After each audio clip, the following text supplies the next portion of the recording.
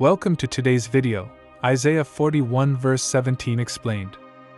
When the poor and needy seek water, and there is none, and their tongue faileth for thirst, I the Lord will hear them, I the God of Israel will not forsake them. Isaiah speaks to a moment of real desperation. The picture is simple. People who have very little are searching for water, but they cannot find it. Their mouths are dry. Their strength is fading. In the Bible, thirst often stands for more than a dry throat. It can also point to an empty heart, a life that feels drained, or a season where help seems absent. The verse begins with the poor and needy. God is not indifferent to those who feel overlooked.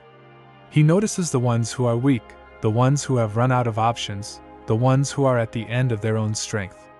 This is comforting because it means your need does not disqualify you from God. Your lack does not push Him away. Your crisis does not make you invisible. Then comes a hard phrase, and there is none. Sometimes life feels like that.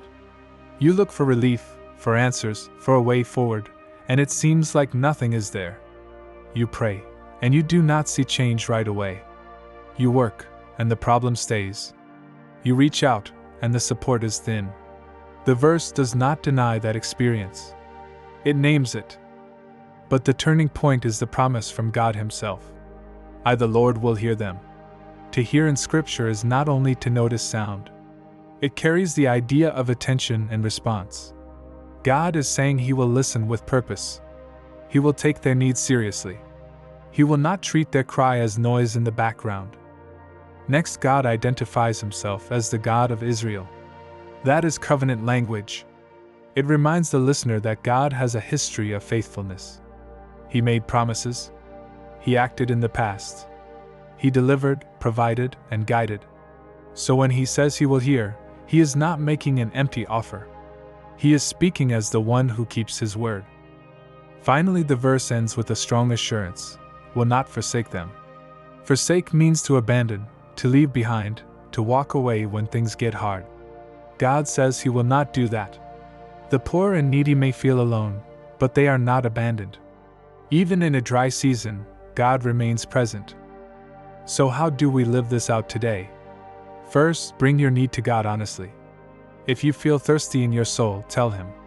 Second, hold on to the truth that God hears even when you do not see immediate results. Third, remember that God often provides through means. Sometimes He opens a door, sometimes He strengthens you to endure, sometimes He sends help through people.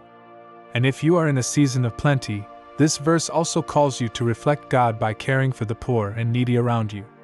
Be part of the answer for someone else who is thirsty, through prayer, generosity, and steady compassion. The Lord who hears also teaches His people to hear and respond. He is near in drought and near in abundance.